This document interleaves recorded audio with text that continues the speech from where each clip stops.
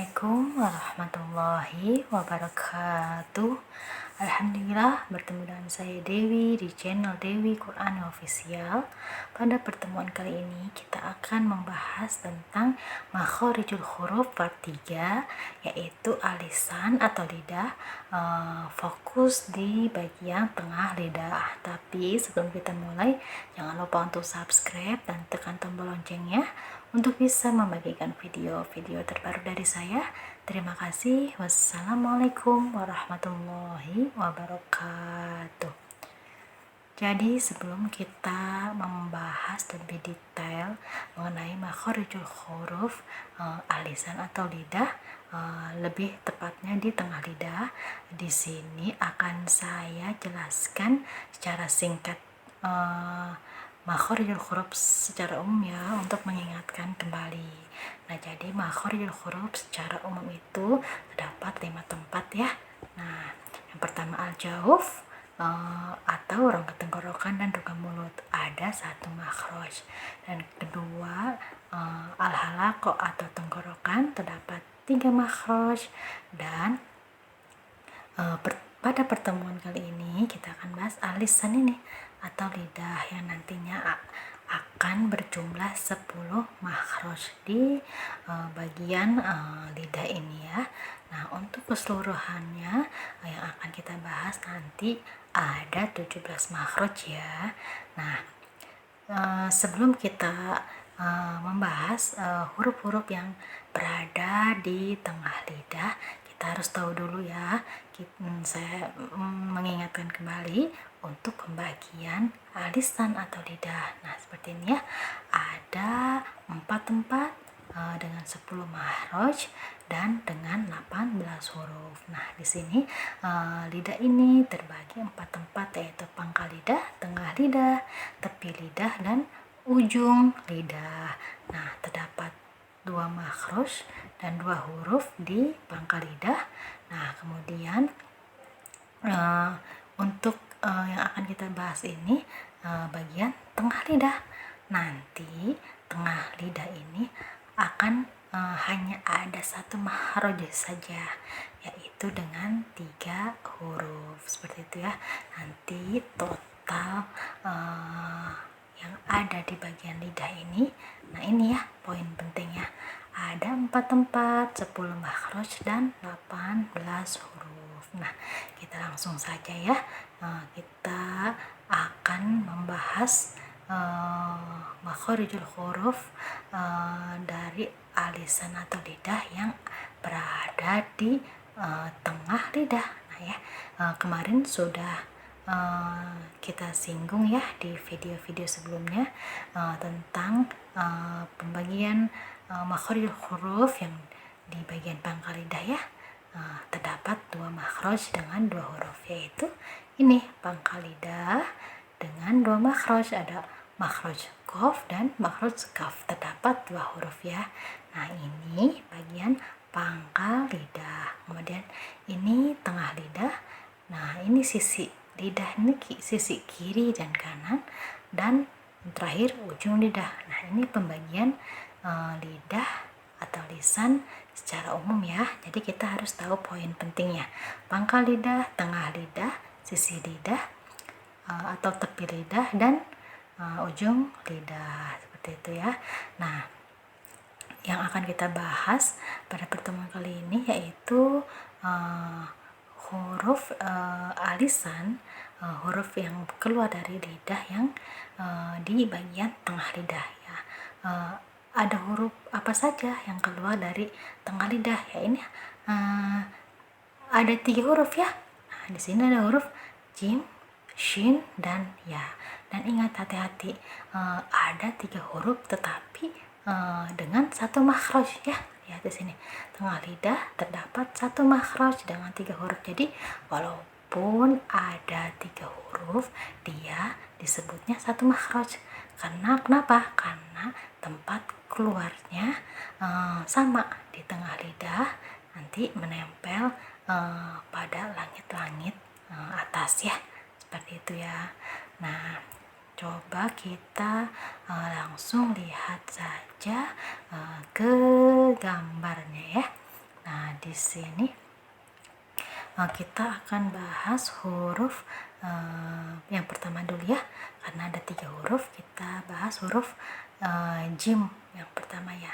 Nah, di mana tempat makharijul huruf atau tempat keluarnya huruf jim itu? Nah, kita lihat ya keterangannya, tengah lidah menempel pada langit-langit. Nah, sehingga makhrajnya betul-betul tertutup dengan sempurna. Nah, jadi makhraj huruf jim itu yaitu tengah lidah. Di sini tengah lidah menempel pada langit-langit. Nah, jadi jim ini menempel kuat ya dengan langit-langit. Nah, karena saking menempel kuat dengan langit-langit, nah makhrajnya itu betul-betul tertutup dengan sempurna ya, tidak ada rongga atau tidak ada celah. Nah, karena dia menempel sangat kuat ya, seperti itu ya.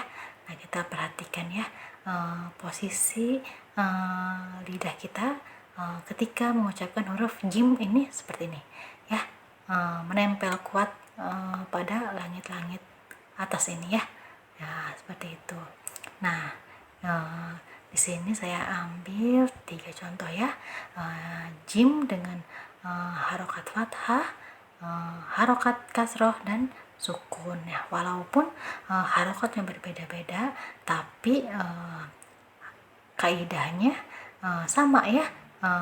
Pengucapan huruf jim sesuai dengan makhrajnya, sesuai dengan tempat keluarnya huruf jim tersebut. Nah, yang pertama ya, kita coba jama'a. Jama'a. Nah, jim ini coba kita perhatikan ya, jama'a.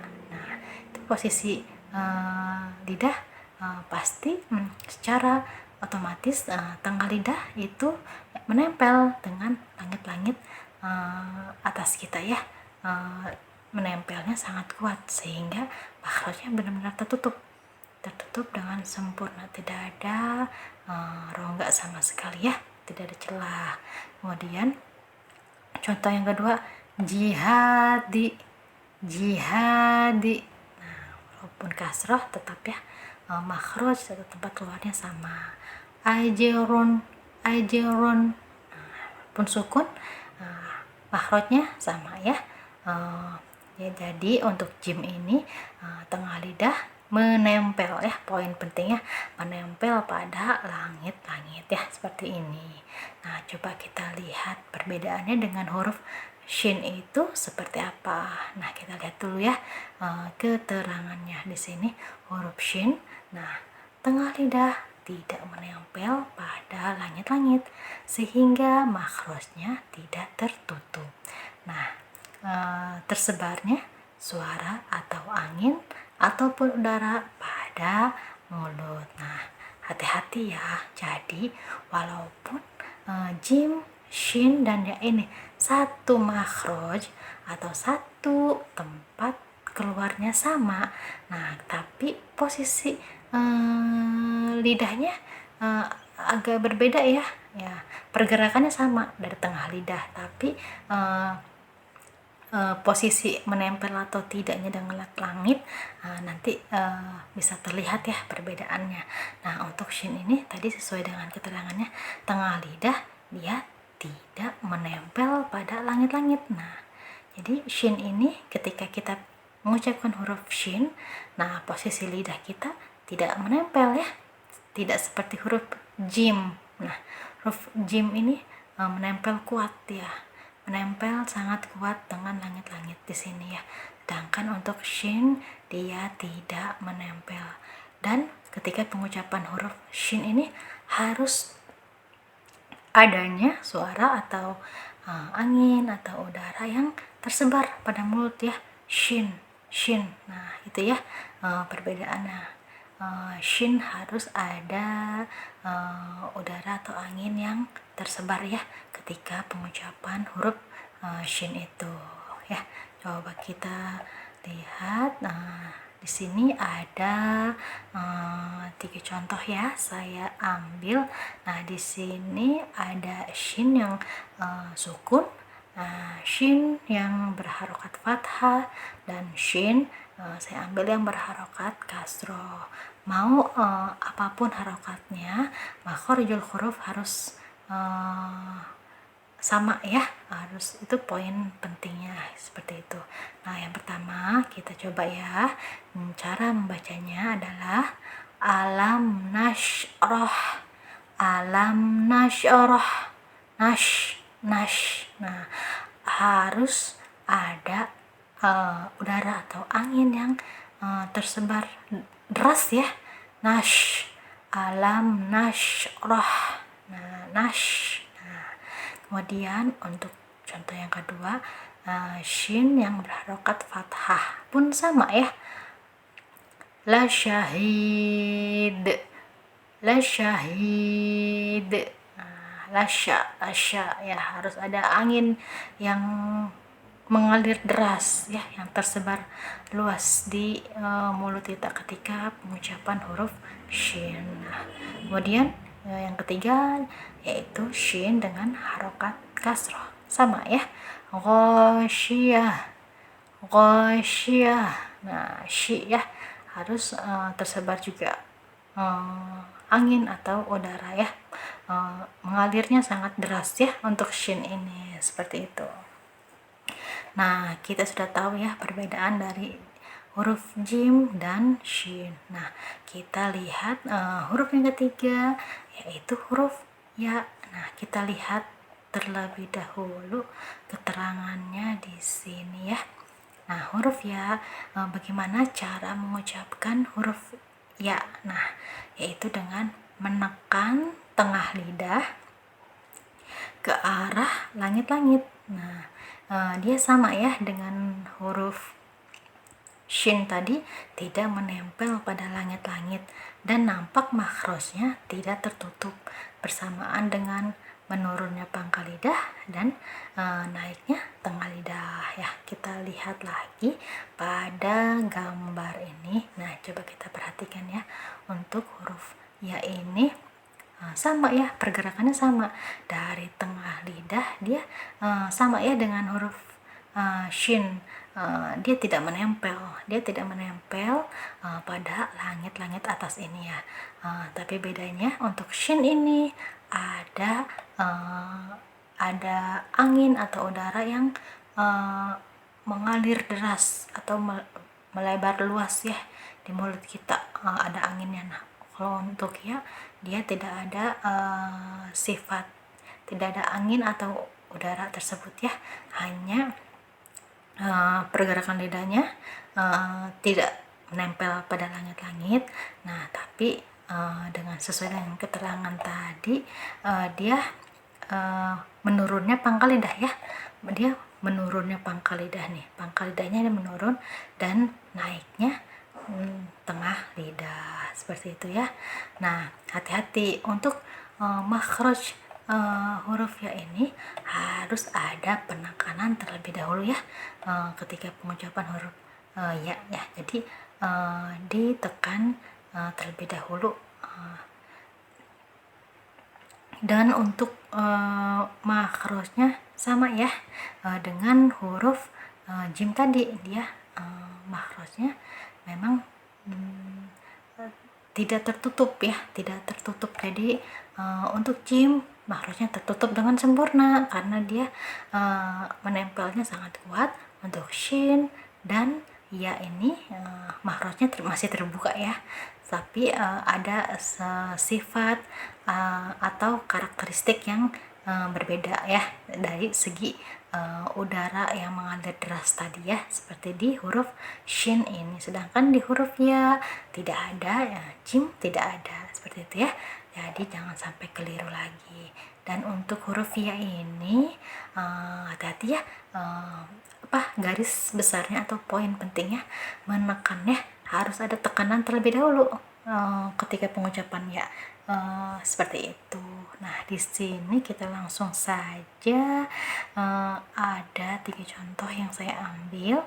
Yang pertama saya ambil ya-nya sukun, dan kedua ya-nya berharokat fathah, dan yang ketiga ya-nya berharokat dhammah. Semua sama ya, mau harokat apapun, makharijul huruf harus sama, tidak boleh berubah cara mengucapkannya, seperti itu ya. Coba kita lihat yang pertama ya. Min haitsu. Min haitsu. Nah, kemudian yang kedua, bunyanun. Bunyanun. Nah, hati-hati pengucapan ya-nya, memang harus ada penekanan ya, ada penekanan di ketika awal pengucapan huruf ya. Bunyanun. Nah, kemudian yang ketiga, untuk ya berharokat dhammah, sama ya, harus ada penekanan ketika di awal pengucapan huruf ya. Yukthiru. Yukthiru. Yukthiru. Nah, seperti itu ya. Ya, alhamdulillah cukup sekian pembahasan tentang makhorijul huruf part 3 bagian alisan atau lidah, lebih fokus di tengah lidah. Kurang lebihnya saya mohon maaf. Semoga bermanfaat. Terima kasih. Wassalamualaikum warahmatullahi wabarakatuh.